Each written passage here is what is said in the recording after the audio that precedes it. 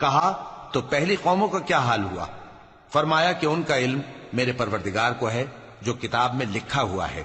میرا پروردگار نہ چوکتا ہے نہ بھولتا ہے۔ وہ وہی تو ہے جس نے تم لوگوں کے لیے زمین کو فرش بنایا اور اس میں تمہارے لیے رستے بنا دیے اور آسمان سے پانی برسایا، پھر اس سے مختلف نباتات پیدا کی کہ خود بھی کھاؤ اور اپنے مویشیوں کو بھی چراؤ۔ بے شک ان باتوں میں عقل والوں کے لیے بہت سی نشانیاں ہیں۔ اسی زمین سے ہم نے تم کو پیدا کیا اور اسی میں ہم تمہیں لوٹائیں گے اور اسی سے ہم تمہیں دوسری دفعہ نکالیں گے۔ اور ہم نے فرعون کو اپنی سب نشانیاں دکھائیں مگر وہ تکذیب اور انکار ہی کرتا رہا۔ کہنے لگا کہ موسیٰ، کیا تم ہمارے پاس اس لیے آئے ہو کہ اپنے جادو کے زور سے ہمیں ہمارے ملک سے نکال دو؟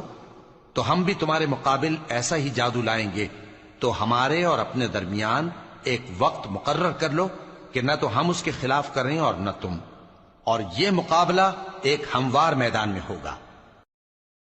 موسیٰ نے کہا کہ آپ کے لیے یوم زینت کا وعدہ ہے اور یہ کہ لوگ اس روز دن چڑھے اکٹھے ہو جائیں۔ تو فرعون لوٹ گیا اور اپنے سامان جمع کر کے پھر آیا۔ موسیٰ نے ان جادوگروں سے کہا کہ یہ تمہاری بربادی ہوگی، اللہ پر جھوٹ نہ باندھو، وہ تمہیں عذاب سے فنا کر دے گا، اور جس نے جھوٹ باندھا وہ نامراد رہا۔ تو وہ باہم اپنے معاملے میں جھگڑنے اور چپکے سرگوشی کرنے لگے۔ کہنے لگے یہ دونوں جادوگر ہیں، چاہتے ہیں کہ اپنے جادو کے زور سے تم کو تمہارے ملک سے نکال دیں اور تمہارے بہترین مذہب کو نابود کر دیں۔ تو تم جادو کا سامان اکٹھا کر لو اور پھر قطار باندھ کر آؤ۔ آج جو غالب رہا وہی کامیاب ہوا۔